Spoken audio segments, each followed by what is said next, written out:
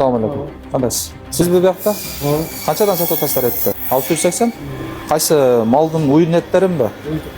Канчадан сатып алып атасыздар? 630га чейин? Сизлерге келип түшүшү бу жака. А эмнеге 680ден сатып атасыздар?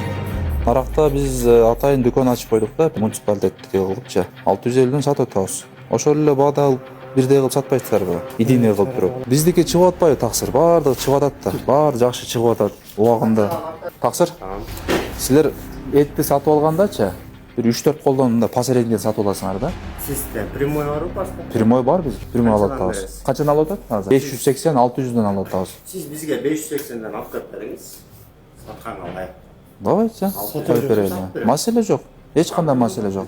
Бул жерге мен түшүндүрүп коюшум керек да, мындай да, таксырлар. Эттин баасы эмнеге кымбат болуп кетип атат? Мисалы, базардан дыйкан мал сатканы келет. Ошол жерден дыйкан арзанга сатат малдычы. Ошол жерден алат дагы, алып сатар, сатып алат дагы, анын үстүнөн бир боодо мал үстүнөн 20 миңден кошуп сатат. Мисалы, этти келип сатып алганда мен уже 5-чи колдон сатып алам уже посередине. Ошондой эле болот. Вот именно, ошо кымбат искусственный. Ошого мындай да, бул жерден баягы соода кылып атасыздар, туура. Акча таап атасыздар. Болгону ошондой бир прямой поставщикке чыгып алыш керек да, аракет кылыш керек. Бойнялардан барыш керек, мисалы, Токмоктодо чоң базар бар. Эч маселе жок. Мен УМСке тапшырма бердим. Биз өзүдө мамлекеттик мына жерде убойный цех салайын деп атабыз. Ошол жерге бүт малдардын баардыгын ошол жерге алып келип туруп, биз сатып алып келип туруп, мисалы, как есть, мисалы, 80 миң алып алсак, өзүбүздүн жанагы немелерден расходторду чыгарып туруп, элге эң арзан баада коюп беришибиз керек. Ой, силер ошол жерден барып сатып аласыздар этти, оптом бир жерден. Биз ал жерге азыр бир 4 баланы коеюн деп атабыз примерно. Ошолор барат дагы бир грузовой машина коюп беребиз. Ошол жерден барып бүт малдарын барып жүктөп келет. Мына ошондо анан кийин эттин баасы стабилдүү болот. Анткени биз мисалы үчүн Кошкор барасың, ала албай каласың.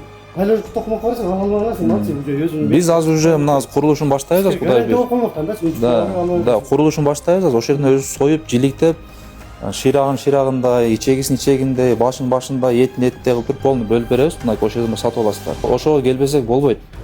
Ооба. Силерге болбойт, бизге кыскасы бизде мындай да, минус жок да. Минуска эч ким иштебейт. Ооба да. Туурабы?